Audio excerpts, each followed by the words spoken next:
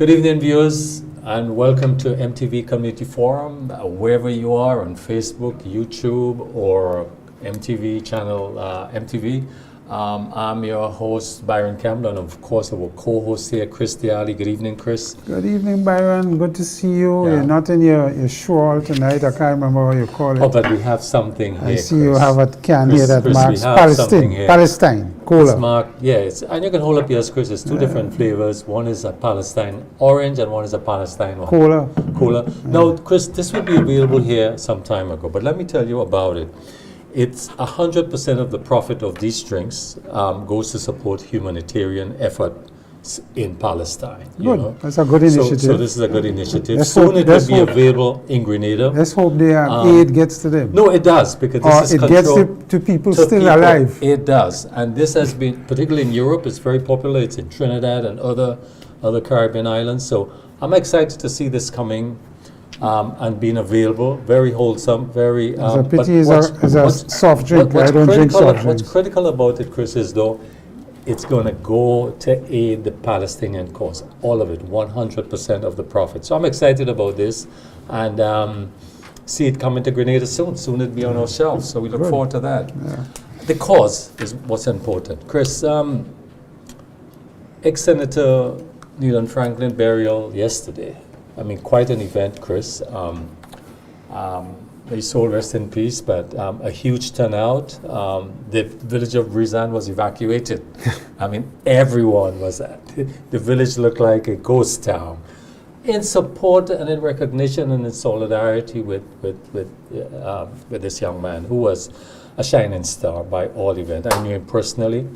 But what was interesting it was well attended, certainly, and so on. It was a state funeral with all the dignitaries and pomps and deserving, in my view. What I note was the chairman, Dr. Keith Mitchell, who is the parliamentary representative of Northwest, St. George Northwest, is formally again at the session was requesting an independent investigation by foreign experts to lead into the cause, because what I know in talking to someone in authority yesterday was that the pathologist report was only a preliminary report, and samples was taken to Port of Spain for further testing. But the preliminary report indicated that cause of death could be from a foreign liquid. Yes, that is deadly, organs fail, and so forth. So the question is, though, Chris, and I know you'll jump to it, you think that's reasonable? Well, first of all, let me say condolences to the family and well-wishers of the young man. I didn't know him personally, but obviously he left his mark. Yeah. And that is important. He was very much engaged in public life and other things. You were out to the Senate at the time he was there? Yes. Okay. Yes. But I heard Dr. Mitchell call for this independent investigation by experts out of the island. And my only concern is that it sends the impression that our police force don't know what they're doing. Mm-hmm. The police force have one of the highest rates of solving crimes, especially crimes that have murder involved and so on. Here it is, we have this young man dying, and the pathologists have indicated that it's a preliminary report. The toxicology report have not come back with any definitive poisoning or some toxic substances has caused or led to the young man's dying. So we don't know that yet. And the toxicology report may come back and say there's nothing so. Or it may come back and say, yes, there is something. And then to me, the police then now has information that they could build on and start an investigation. Preliminary inquiry in the police force and how they do their things is based on evidence that will come forth, that will give them some sort of base and grounding to conduct a PI and start the process. But they can't do anything until they get these. So let's wait. Yes, it has to be. And have confidence in our police force I also think at so. the same time. I think so. Chris, a press release earlier this week indicated that we are now Grenada. I don't know what the details are, the setup is, but we are recruiting Cuban workers for the construction sector and other sectors. What I heard was that there's a minimum wage, weekly wage of $200 a week to be paid to these workers and other facilities being provided for them. The details are sketchy, but the point is, however, that this is something that we have been talking for a while, the absence of workers, agricultural workers, construction workers, and other workers in other categories. And so this has to be seen as a, how do you see this move by the government? I think it's a positive move. Yeah. 200 US a week tends to say to me that we're looking at skilled workers. Yes. For that rate of pay. Yeah. And I think we are in dire need of people in construction and agriculture and other industries where there's that is a constant call. Grenadians themselves, work attitude is deplorable. We linemen more than working. We don't have discipline in terms of when we're on the work site, how we teach, what time we reach, what we do and how we do it. So we have experience with the Cubans after Ivan. We know their work ethic and what they are capable of. So I think this is an excellent move by the government and the Ministry of Labor. Of course, the concern has to be that the government crosses all its T's and dots all its I's because of Trump and the Secretary of State in recent times saying that we are abusing people who are Cubans and we're engaging in human trafficking and all kind of nonsense, especially in the medical field. Yeah. So it is something that I welcome, but I think they just have to be careful and know what they're doing. And I think our country will be the better off for it. Chris, the government, well, per statement again, they're discussing the release of household bonds. These are investment opportunities, they say, for the persons. They are putting up, I think, $5 million. Locals will be able to invest in quantities of $500 to $50,000. The government says this to build wealth. You have to go through a broker, of course. I think it's a Grenada Cooperative Bank. But is this a good thing for locals from an investment point of view? Well, I think so. And by the way, the interest is, annual interest paid is 4.25%. Yeah, I think it's something that is an excellent alternative. In Grenada, if you have money to invest, there's only two instruments. You can either go to a savings, a CD, or shares in a company. There are very few opportunities. ECCB have said over a year or two now that they want to expose the average ECCU person to different instruments of investment. So there is mutual funds. We had a recent launch of mutual funds through the bank in Trinidad. So there is other instruments that has been offered. This bond floating by the government of $5 million at a coupon of 4.25%, you can't get that nowhere else in terms of a return on the investment. So it gives the average man, if you're able to put in $500. Or woman. When I say man, I'm talking here both man and woman. Well, okay. But when if from $500 to $50,000 is a good spectrum for me, because we could burn $500, men or women, when we fet on a weekend or a month through drinks and other things. So if you was to decide to put $500 there and go back and turn your back on it, you might forget, boy, I had $500 I invested in. But the great thing about it, it is securitized by the East Caribbean Central Bank. And so it is safe. It trades on the stock exchange of the Central Bank, East Caribbean Securities Exchange. So it has a certain level of security in that people may say, okay, they're afraid because what happened with British America may happen. This is a little different. And once it's traded on East Caribbean securities market, the government would not do a haircut if they get into problems and we have a hurricane. They will say, well, we're cutting that. You can't get 4.25. You can't even get back your capital. It's guaranteed. It's guaranteed in that sense. Chris, let's talk a little bit about our food security situation and government policy towards this. And I want to highlight what is happening presently. And it is not limited to this crop. The crop I want to talk about is avocados, Chris. And this is our season. Happens as other crops, when citrus and other crops are there. So avocados are in season now. It's in abundance, you can say, because it's the season. It's a perishable crop, meaning even though the tree is perishable, it has a lifespan on the tree. Within 3 or 4 months, it drops, it spoils, it's no good. So we have the season for it. In other countries, we have also late, middle, and early varieties also. But generally, this is the peak season. And Chris, farmers, including myself, have difficulties in selling avocados on the local market, particularly to the local avocados to the supermarkets. And the reason being, Chris, the reason why this is so is they are importing avocados from Mexico, certainly, and other countries. If you go into some of the supermarkets, you will see imported avocados now selling at $16.75 a pound. Local avocados average about $3, $4 a pound maximum. A retail sale to the supermarkets is $2.75. I know this because I'm a producer. Here's the problem. The government provides license for the importers. And several supermarkets are doing this, let me say, to import avocados at this time, which make it difficult for the local producers to sell their products. So if we're preaching and advocating food security, using what is local, the government, it is a bad policy to provide license for supermarkets and wholesale places to import avocados at this time of the year, Chris. It happens with other fruits also and vegetables. I can tell you this, certainly it happens with citrus also, Chris. So I'm going to answer this and comment on this in this way. You know, we have a place called Marketing and National Importing Board.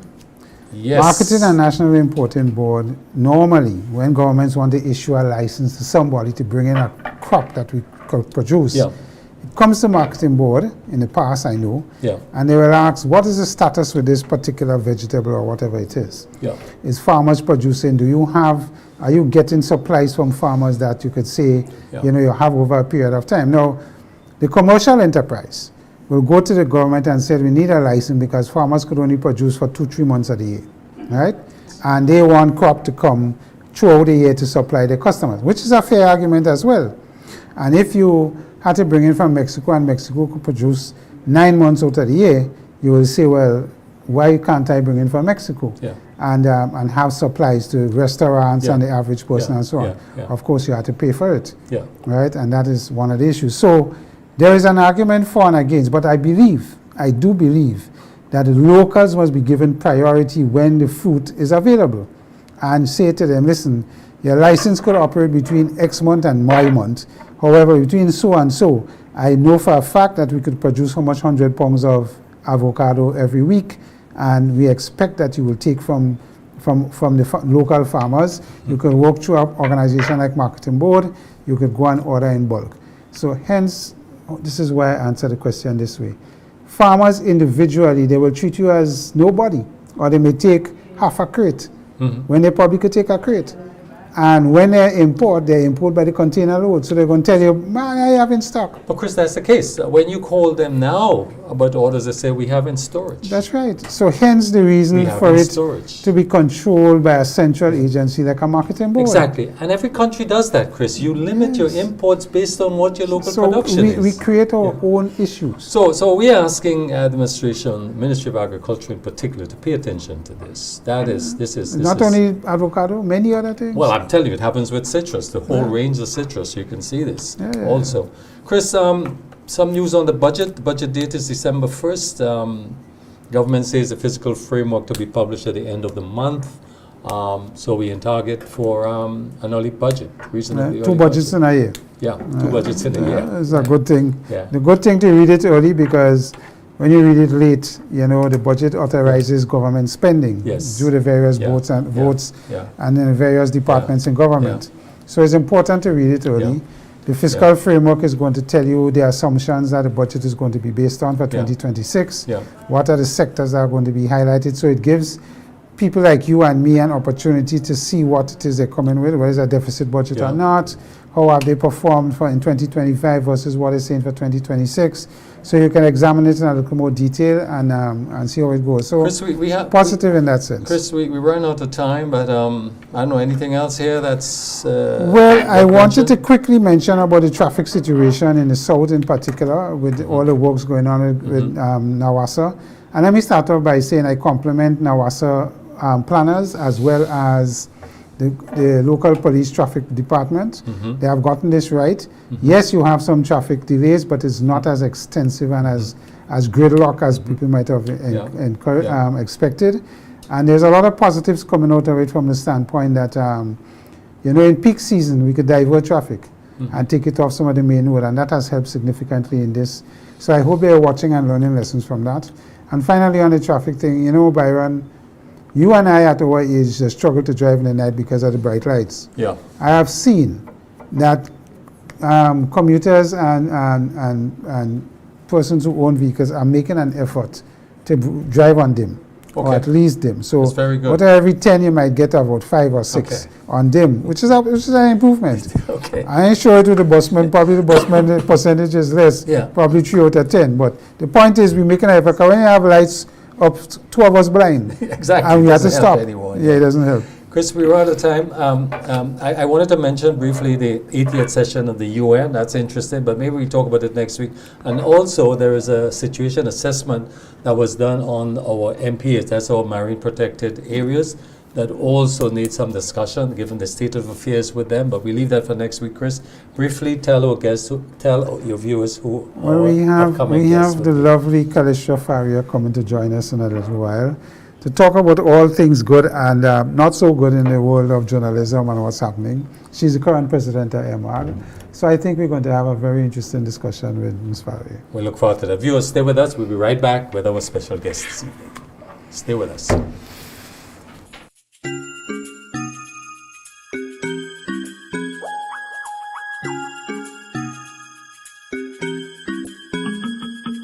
Fit for life and allied laboratories, providing quality care and expertise.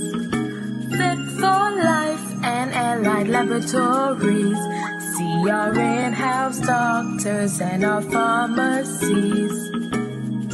Get expert care and quality tests. When it comes to your health, you deserve the best. Fit for life and allied laboratories, we're taking care of Grenada.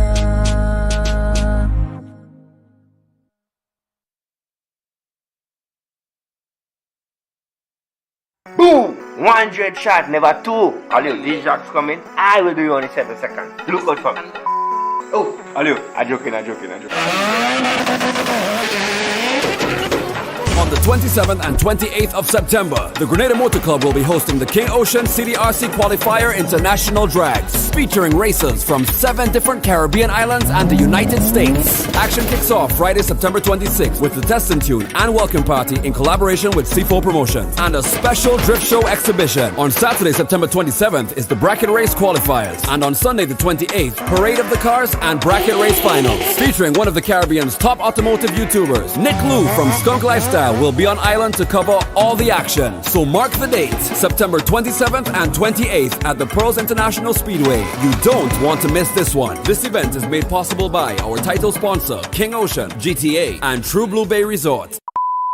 Everything gonna turn up.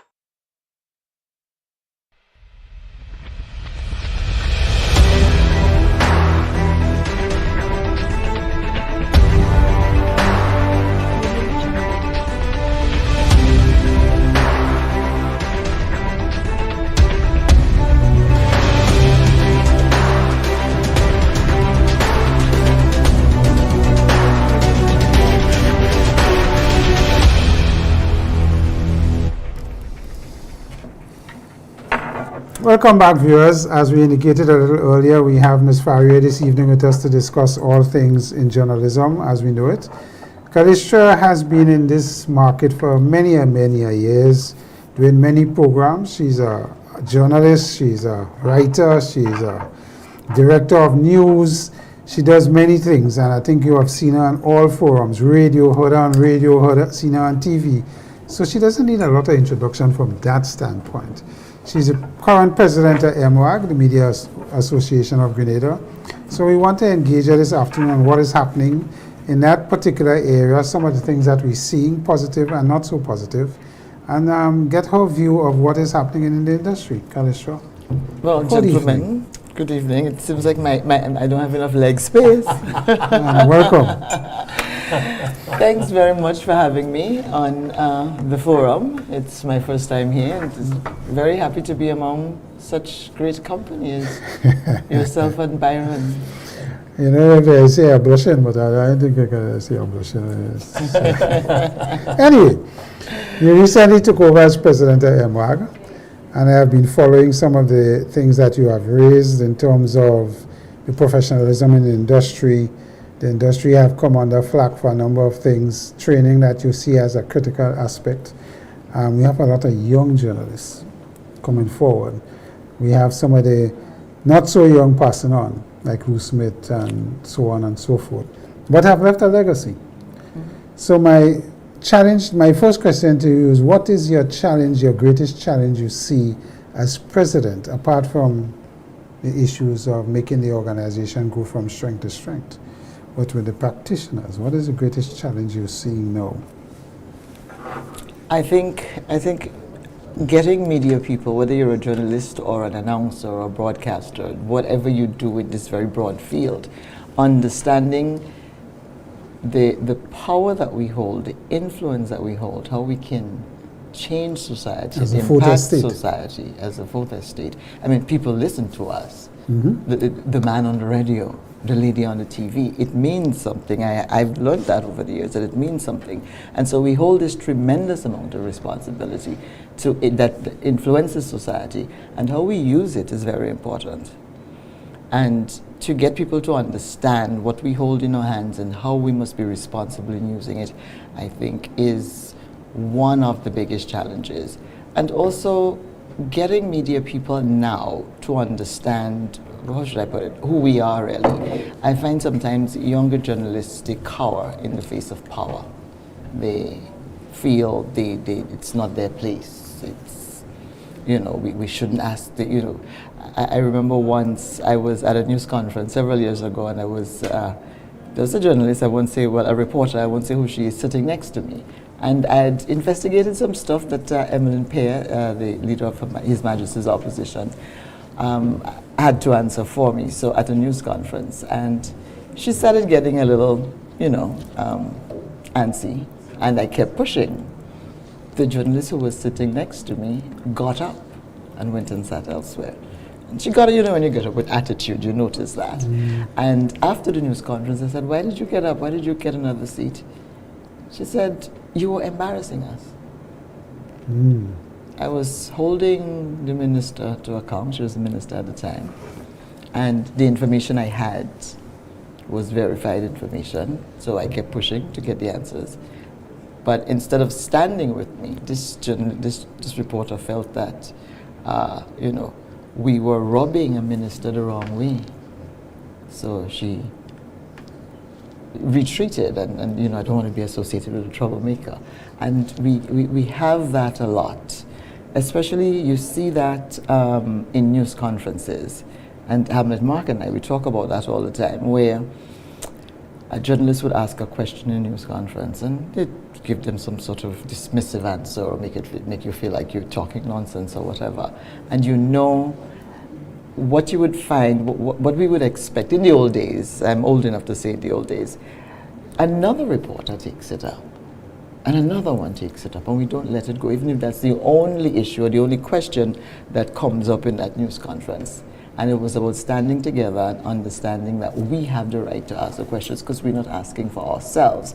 And so to get back to the point, that getting people to understand that we have strength and we have strength that to serve the public, and that we must use it and use it properly, as I said before, responsible. Those, I think, are the challenges. Well, the thing that stood out to me in your opening comment is they listen to us. That's the first thing. Well, you have a checkered history in your pressing and your investigative journalism. Well.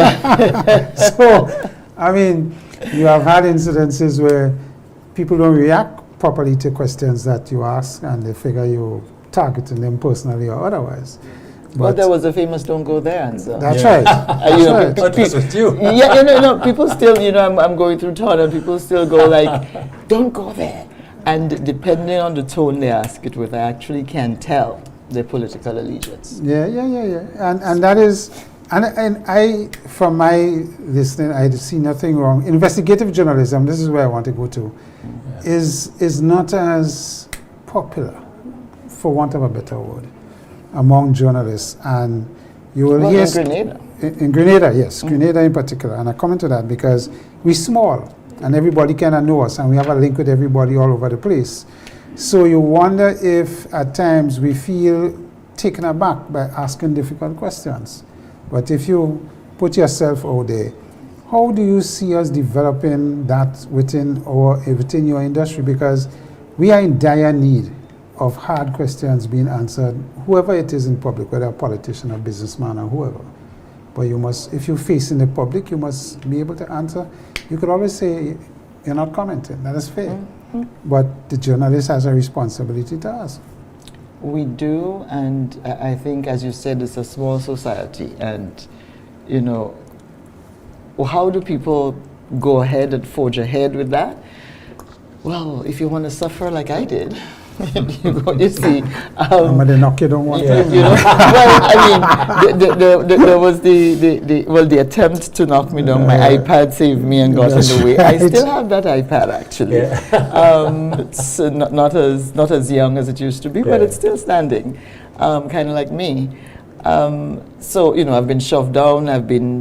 They tried to push me a first time. I mean, the slander is just, we don't even want to get into that, right? You know, well, you know, all good journalists go through that, you know that. Yeah. When you look at the history of journalism on the international forums, the journalists who have given you the experience will tell you it has not been an easy road.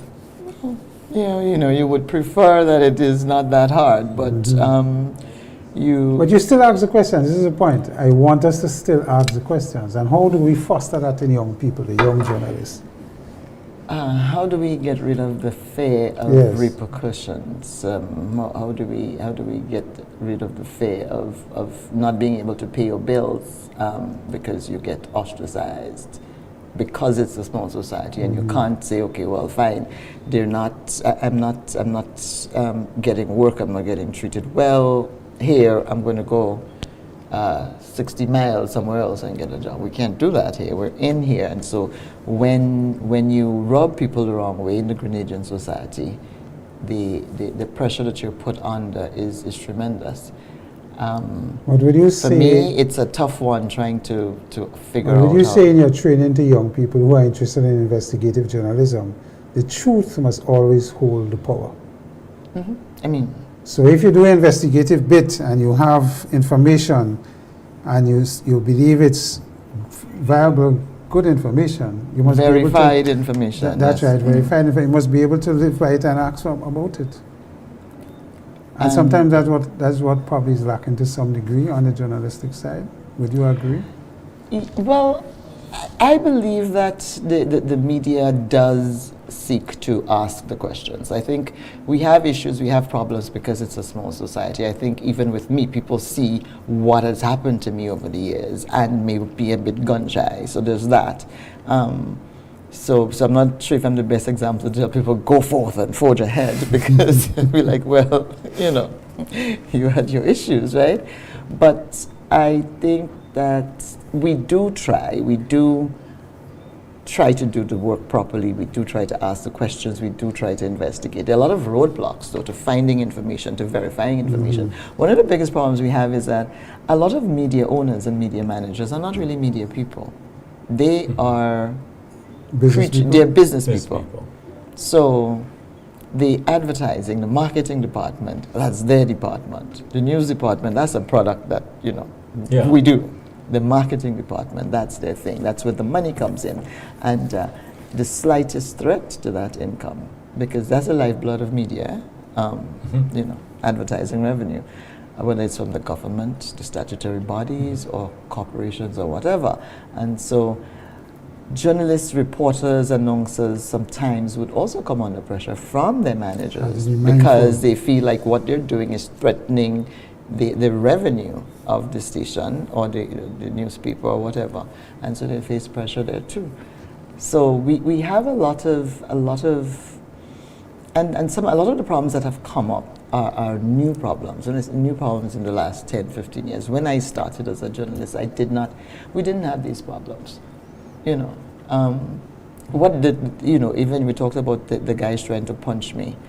If Leslie Pay had been around, it would have been, you know, you know, seriously. I mean, the rest of the media actually, no one stood with me. People quietly called and said, "Oh, they could do that," or whatever. But I'm like, you know, the militant response that should have come from the media themselves did not come. Even the Media Association pretended that it didn't happen. But of course, those were unique circumstances because the executive of the Media Association, almost all of them at the time worked with the government, and particularly in the Winston Garraway incident, it was their boss he was the Minister of Information. So the media, we've since changed the constitution so that government workers can no longer be part of the executive of MWAG Conflict after of that interest. experience. So yeah.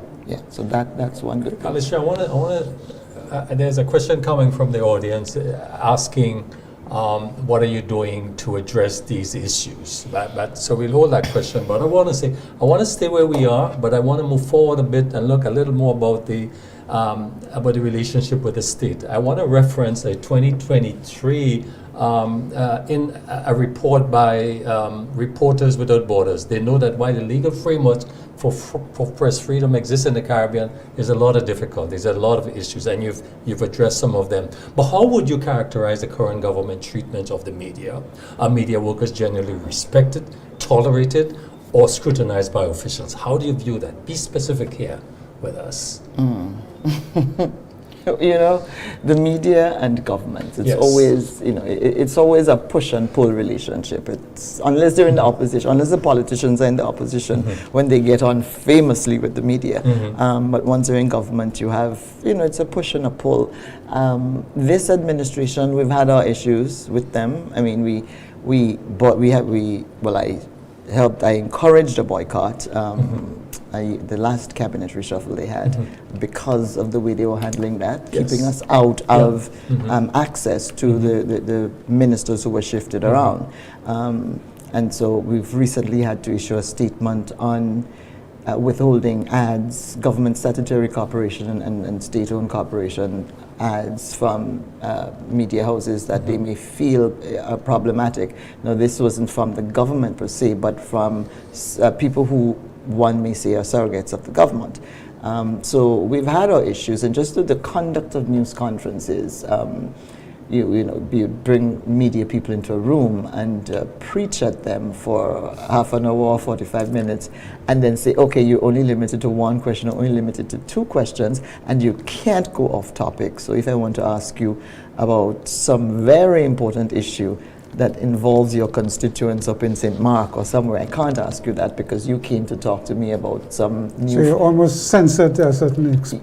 And you've got these field marshals there moderating the whole thing and making it difficult for media people to ask other questions. Half the times I go to news conferences, it's not because I want to talk to you about what you just came to talk about, but because there are very important issues that I can't reach you otherwise, and that's where I can reach you to ask you. And Callistra, in the age of social media, government officials have other means of communication to the public.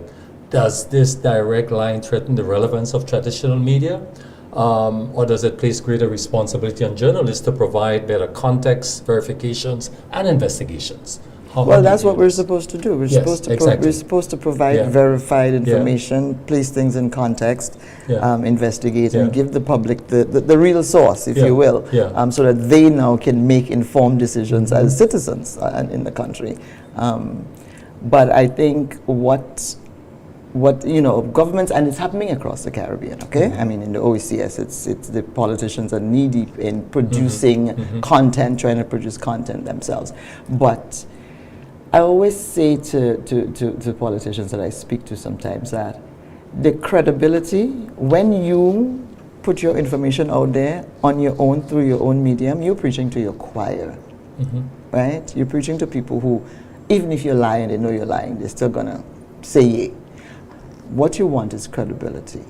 And what you need is to have your information laundered. I don't know, people don't misinterpret the word a lot when I say launder, but laundered information through mainstream media, where we put it through the litmus test, where we are the ones who have the credibility, the onus is on us to verify the ethics and the canons of the profession that comes with how we're supposed to do our work, and which the majority of us do properly.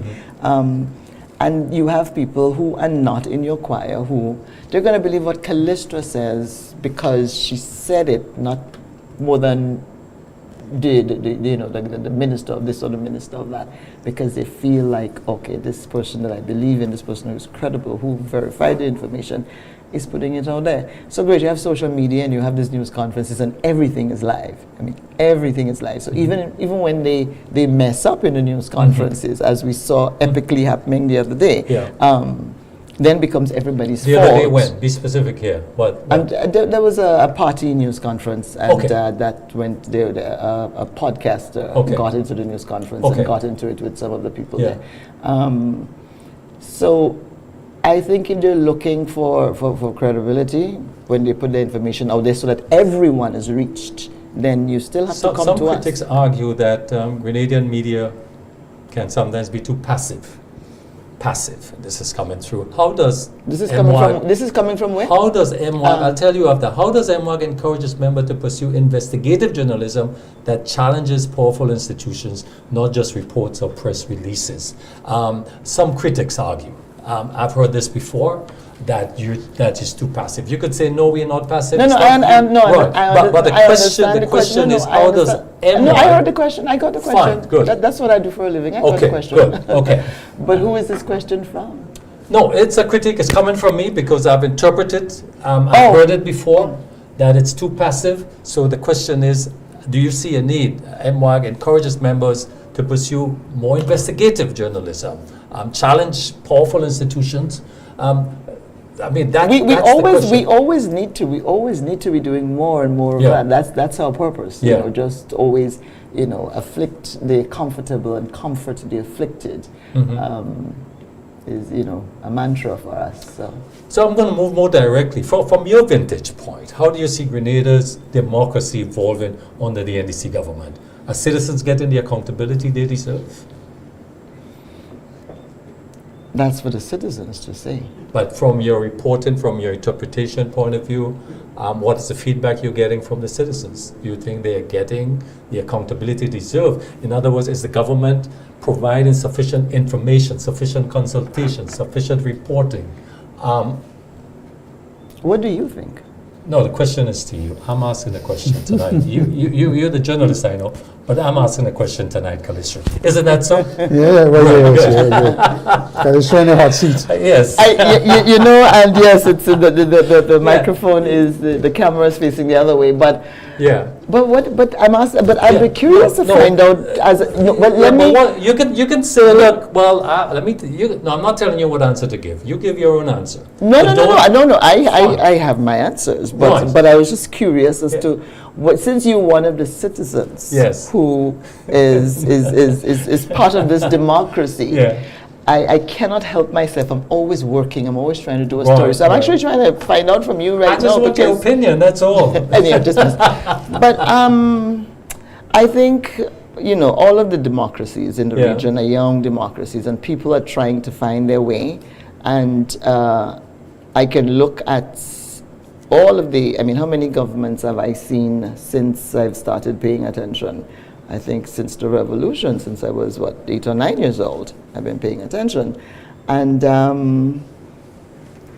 we've had our ups and our downs as far as, people being accountable to the people and ensuring that the tenets of democracy are followed.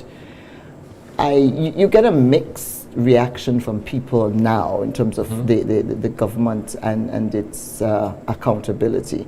When you speak to people who support the opposition, the government is scoring 0. And when you speak to people who support the government is scoring 100%, even 110%. Could I attack that question from a different angle? And how do you think press freedom is being compromised through the various policies this government have, or even the government before? Is it better now? Is it less than better than what we had before? Do you think our press freedom is being limited or constricted in any form? Well, through the politics, of course. Well, I haven't been shoved down or pushed down, or no one has tried to punch me since 2019. So we've had. What I know is that.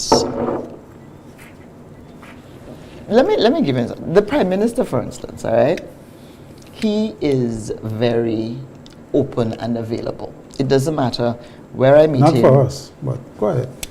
Well, I know. What did you guys do to him? I don't know. We tried. We have tried, and he has never. Not even his ministers come on our program, with the exception of one. Do you need a mediator? Yes, we do.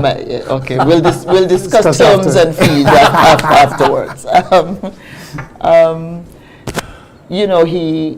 he has a way of ducking and diving and dodging, and you know, when you actually get him to do an interview. Yeah. But he is always available. Yeah. You know, and so as you get frustrated because it's always a roundabout in terms of his response, I suppose it's because he's a lawyer, that's what they tell me. But he's always available, he's always ready to answer questions. I mean, we were at the Chinese ambassador's residence on Monday evening, and I had a question to ask him about the cabinet reshuffle that we've been hearing about. And I went up and I asked him, and I said, we're on the record here, give me your answer.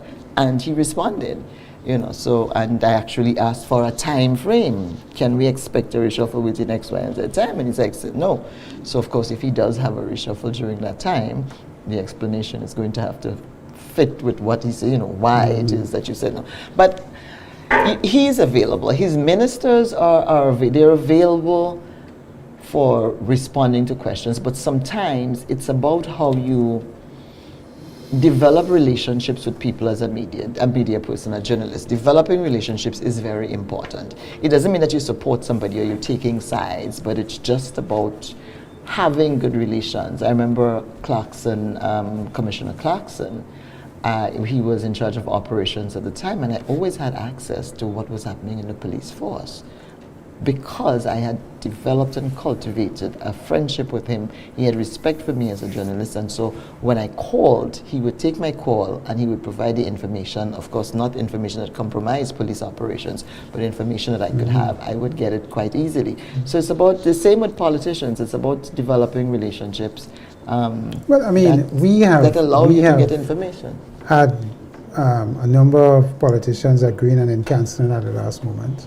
And you get the feeling sometimes that unless they're given a green light by whoever within the government to come, because they may face a hard question and they may not answer appropriately, and that may put the government. You get that sense.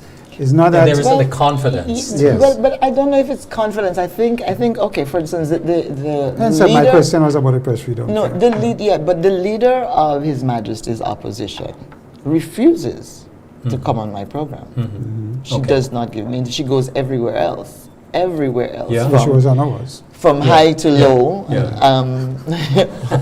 Maybe that's why the other side isn't coming. You know, but she does not give me. She refuses to give me an interview. And she does And not. you don't know why. No, because I say, you know, tell me why. I don't care if you don't want it. Don't tell me, oh well, I'm busy, and then I see you on everybody else's show, including much smaller names than me on every little show in every corner. Not you guys, of course. Yeah. And you saying no to me, you're busy, whatever. Then I get the message that you don't want to come on my program, which I've always floated the idea that we need to do more programs where politicians are engaged in debates, because I believe it brings out to us public what it is we must hear from them, and they must face hard questions. If you're putting yourself up for public office, you must face the difficult questions and the not so difficult ones, and let the John public know what this individual is about. But we don't see that level of maturity with our politicians that want to face each other off in the press and in an open forum. And the question to me is, when will we get there? Because it just doesn't seem, it is an injustice to our democracy. I mean, there's a bit of a childishness sometimes, Yes. you think, in pettiness, just in how we engage at a particular level in the country, where there needs to be discussion and litigate matters so that the public gets the benefit of all sides. It's not happening. I would love to have a table with a few sides just duking it out, and the public take from it what they will. But I mean, press freedom, the OECS is ranked 48 right now from Reporters Without Borders. That's I think some of the countries may, if we were not ranking the way we do with the EC dollar, where everybody's lumped together, so no matter how bad you're doing, everybody is floating on this. It's the same with the ranking. Otherwise, I think maybe individual countries could possibly have had lower rankings based on what I know is happening in the various territories. We have to take a short break now. You'll stay with us. We'll be right back.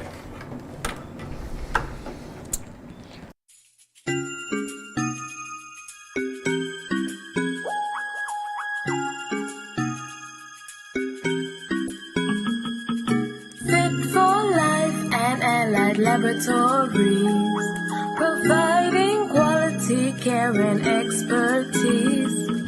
Fit for life and allied laboratories. See our in-house doctors and our pharmacies. Get expert care and quality tests. When it comes to your health, you deserve the best. Fit for life and allied laboratories. We're taking care of Grenada.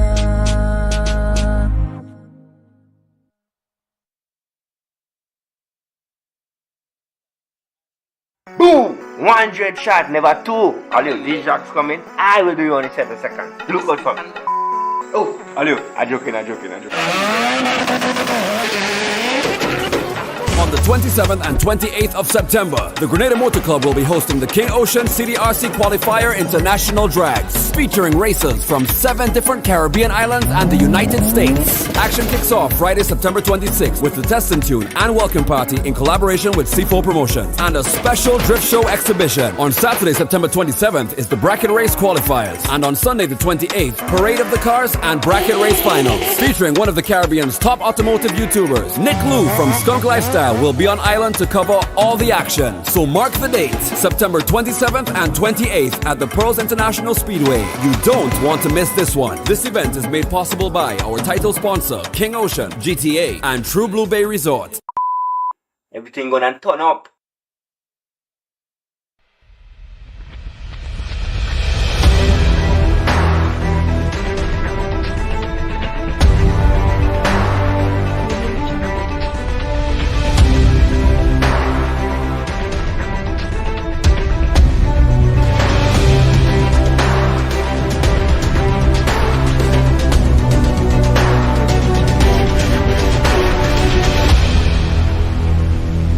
I can do no Welcome back, viewers. Callistra, before the break, look, during the break, actually, the idea of climate change came up. I heard it in discussion, but it is an existential threat. How is Grenadian media doing in moving the conversation beyond just reporting on storm damage or hurricanes to holding leaders accountable for climate adaptation policies and investigating environmental issues? Where is the media in this? What's the media role here? And how is it going in our context here? Well, we have been, covering the issue, but I don't know if we're doing it deeply enough. Yeah. Certainly there's need for that. With climate change, I think it's a specialty area where we don't have a lot of we don't have any climate journalists, and so you have to have a grasp and an understanding of the whole issue in the first place if you want to properly cover it as a journalist and look at all the moving parts and put things in context and if you're reporting here, for the Grenadian media consumer. So it's a work in progress. One of the things that we're doing to encourage more people to cover stuff like that, we're partnering with NAWASA. We've signed a memorandum of understanding with them for a $15,000 scholarship. It's actually supposed to go to $20,000 this year. $15,000 scholarship for an award on work produced on sustainability and climate change. So hopefully we can see some more attention being paid by media here in that area. You have a rise in misinformation now online.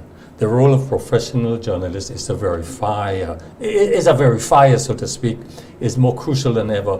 What is MWAG doing, or what can do to promote more media literacy among the Grenadian public to help them distinguish between fake and real? That's an issue now. Awareness, that's a big problem we have. Okay, there are a lot of people trying to wear the cloak of announcers and journalists and causing a lot of disruption and distortion in the market. We had to credit Mr. Trump for that fake news. Sometimes you'll be talking to somebody and speaking about journalism and they're talking about you, and they would just drop a name in there, and you're like, okay, you have no idea what I do versus what everybody, what those other people do, because they do nothing near what I do, and what others like me do on the front line of information.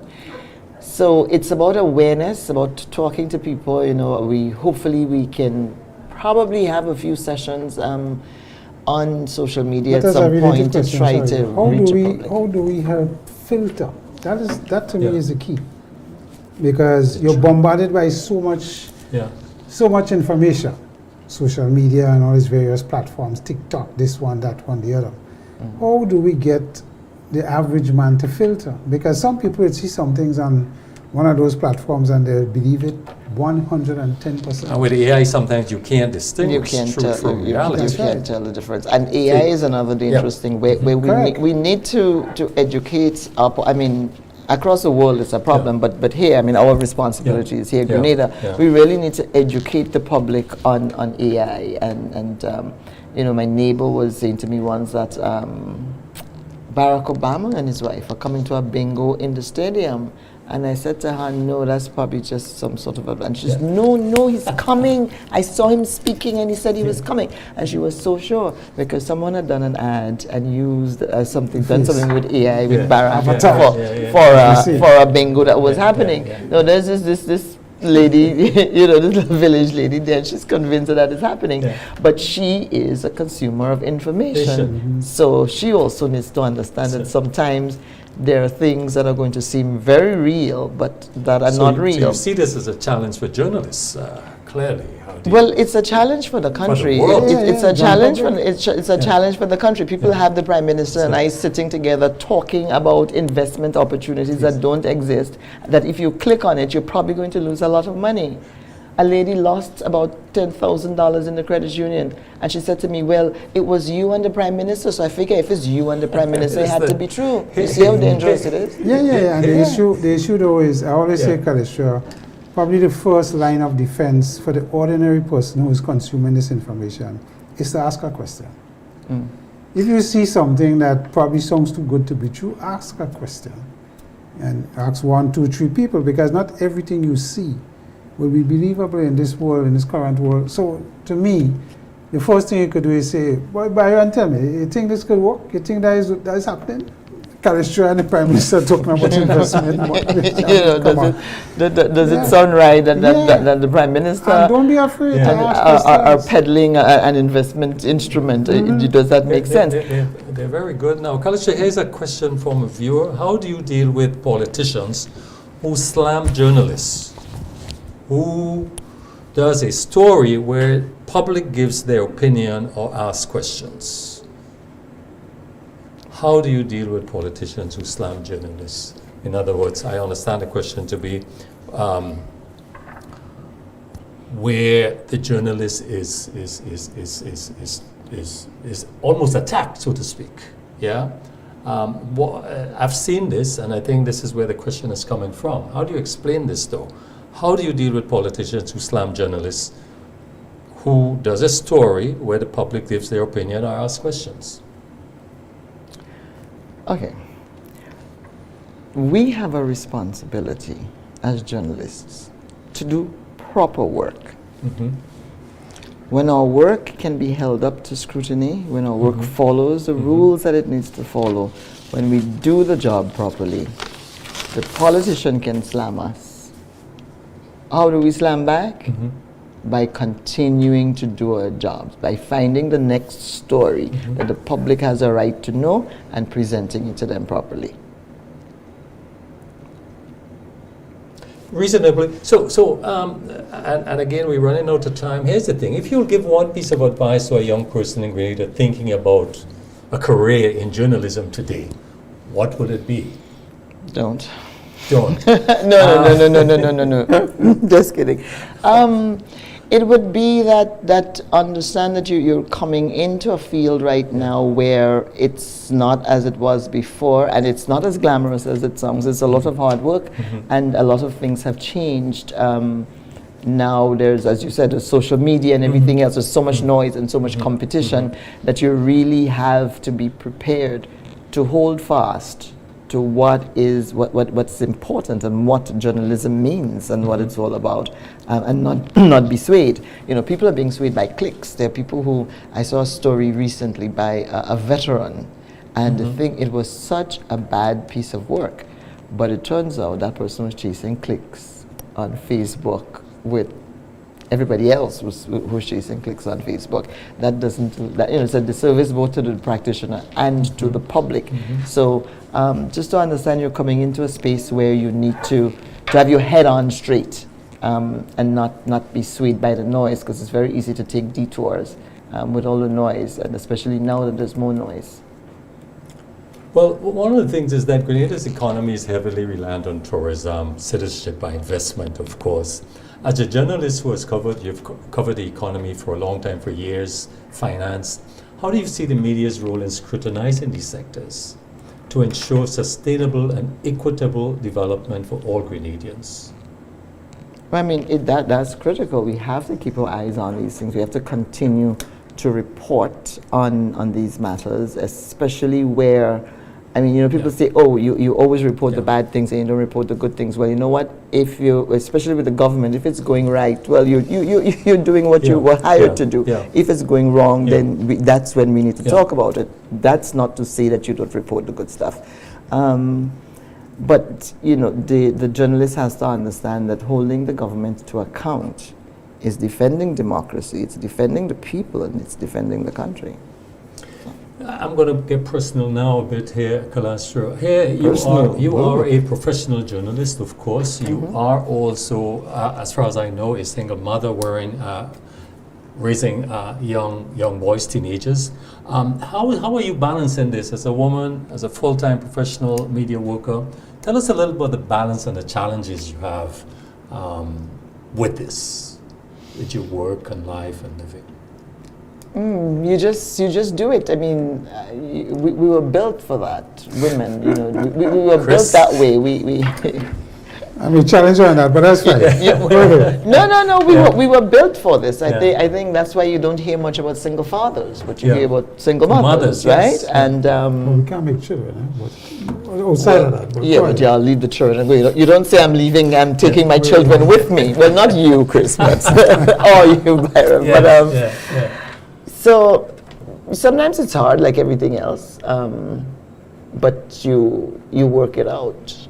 And my boys are fun and smart, you know. Okay. They if you really wanted to talk to somebody to get some analysis of the government and democracy and everything, should have had Zizi and Archer at this table. Yeah. You know what I mean? Balance for That's you. interesting. The balance as a mom and as a professional.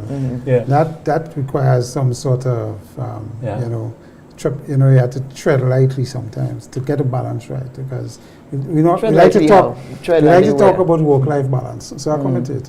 We like to talk about work-life balance, but a lot of us don't understand that work-life balance is critical from the family standpoint. You have to give that enough attention so that you could be on your professional side better than you are.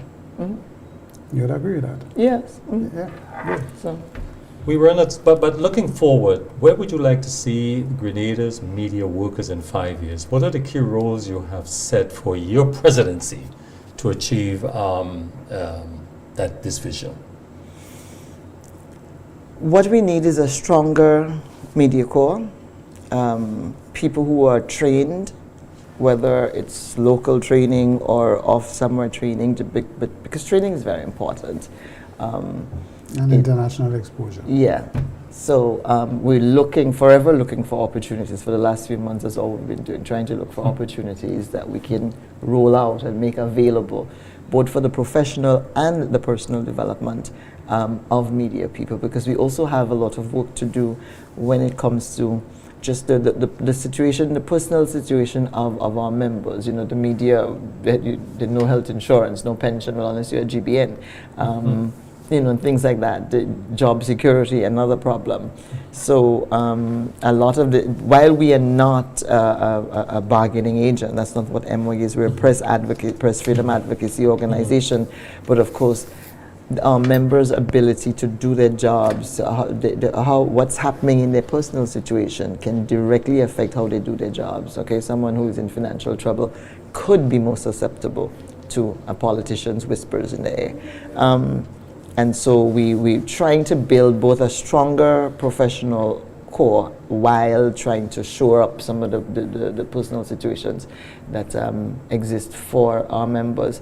But mostly I think it's training and understanding what journalism is. And I keep saying journalism because, yeah, that's what I do, but there's just everybody else, the announcers and everybody else are part of this too, because an announcer, an announcer on the radio is just as powerful as a journalist, and the fact is that he has 4 hours to sit there and do his thing, while I may have half an hour on a newscast or half an hour on a television show. So 5 years from now, I would like to see the fraternity closer together. I'd like to see a lot more young people coming into the media, and we're working on that by, we've introduced this year in the Media Awards, which takes place March 7. We've already sent out call for entries. Is a youth award, and it's not just open to the younger generation of media people, the newer generation of media people, but also TAMCC and everywhere else. So if a student wrote a piece and put it in the newspaper, they can enter into the competition. So that's the Youth Award, seeking to include and search for the next generation. We just had a sports broadcasting workshop. We opened it up to the entire country, not just media people, and actually got a few young people from all walks of life to come to this. So while we're doing all of this, we're searching for, and what I want to be able to do is to find this next generation and sort of get them to start off on the right track. Because one of the problems we have is that people get a job in a media house, but there's no mentor. There's no Leslie Pear. Right? Without Leslie Pear, I probably would have just gone off and been a lawyer like I wanted to. Okay. He made me stay. The voice was just a job in between. Mommy called him and she said, I have this girl here, she's waiting to go to study law, but she's not doing anything, give her a job for me. And he says, yes, send her. And I went to Uncle Leslie and never left. Here I am because I realized I liked it. Chris, hopefully a stronger media. No, I think, Callistra, regardless of what may be ordered, you have been admired for your investigative aspect of journalism, and we have worked for many years on different things. So I know that for sure. But as president of MWAG, I think your challenges are great, and I agree with you that we have to now train a younger crop with all the noise out there to see how we can get them to filter better and to continue asking the difficult questions. I don't think we grow as a nation without that. So I thank you for being here and sharing your experiences and expertise with us. And I thank you for having me. And Byron, I know you didn't get to ask me all the hard questions you have on that computer, but I will return. You'll come back. Thank you very much. Thank you. That's all the time we have. We want to thank you for being with us. We'll see you next week. Oh, thanks our technical staff, of course. We'll see you next week, same time, same place. Have a good evening. Bye-bye. Bye. Yeah.